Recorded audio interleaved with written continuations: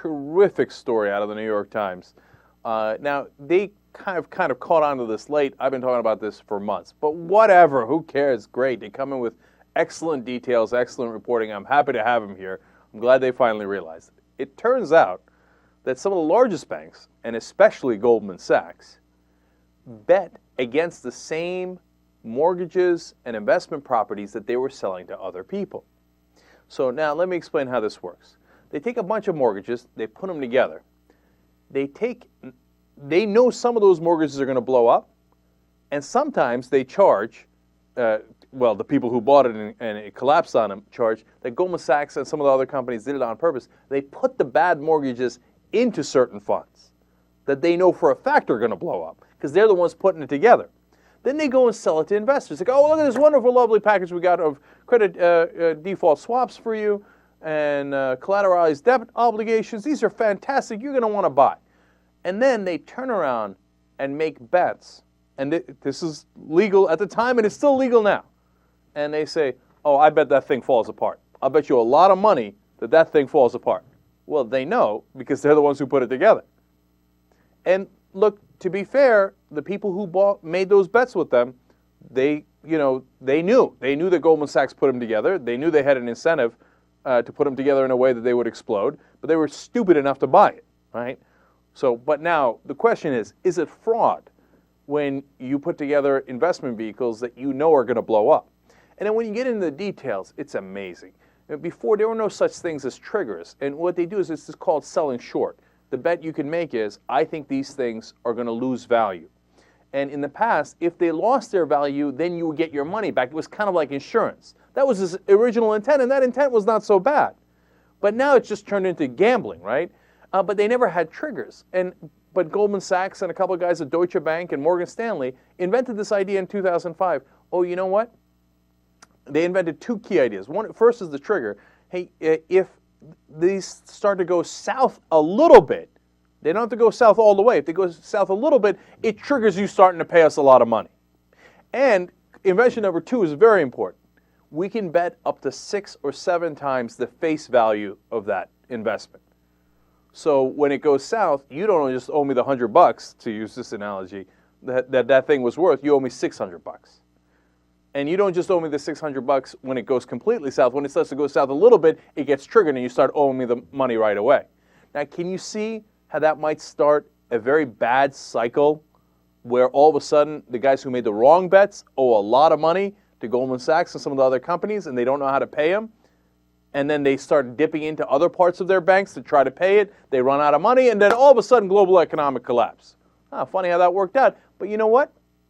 Those guys who made the bets that these things were going to explode, they made a lot of money. Well, the main guy who put them together for Goldman Sachs was Jonathan Egel, and that's from the New York Times story. And you know what? They rewarded him in 2007 by making him managing director. They're like, way to explode the global economy. Well, at that time, it hadn't exploded yet, but it had begun, right? But you know what? We made a lot of money off of it. Look, to give you a sense of whether they knew or they didn't know, that's the key. If they're just doing it as insurance, that's not so bad.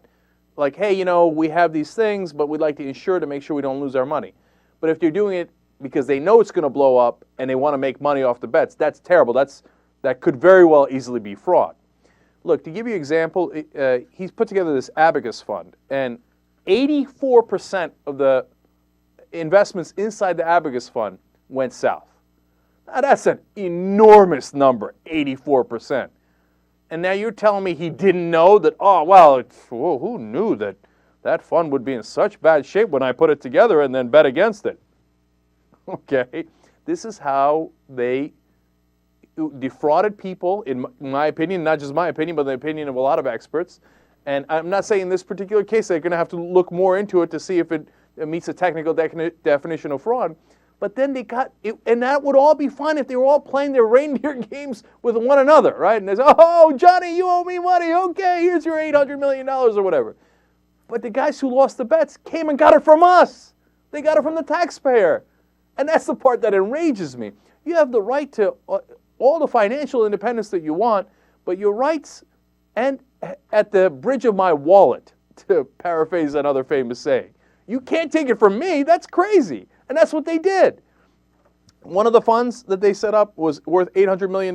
When it went down, they wound up making over $300 million on it based on how Eggle put the deal together. And I can go on and on. You know, from 2005 to 2007, $108 billion of these securities were issued that were all walking time bonds. And that's at least $108 billion because they didn't have to report all the trades that they made.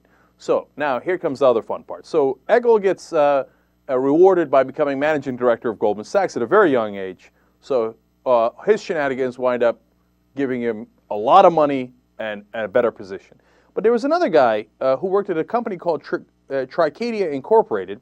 His name was Louis Sachs, and Tricadia was up to their necks in these time bombs that they wound up making a 50% return in 2007 from these instruments that they put together.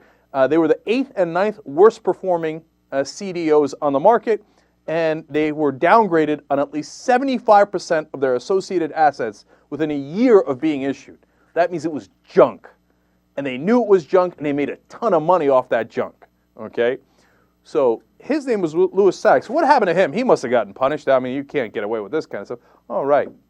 Special counselor to Treasury Secretary Tim Geithner.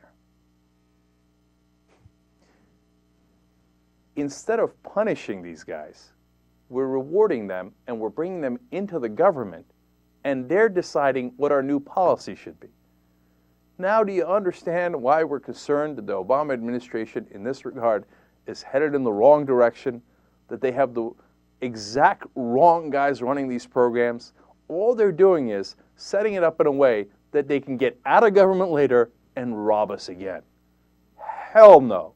Hell no. I've been telling you the next fight is on financial reform.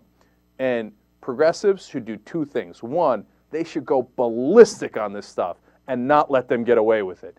This is highway robbery.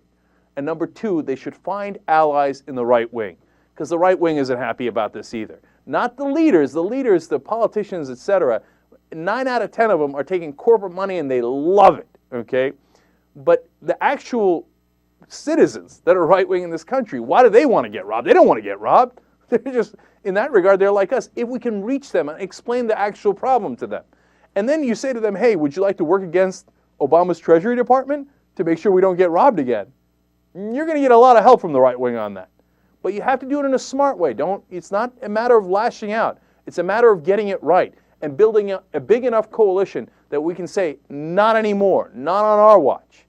We can't have the robbers telling us how to set up the next bank. Watch more clips at theyoungturks.com.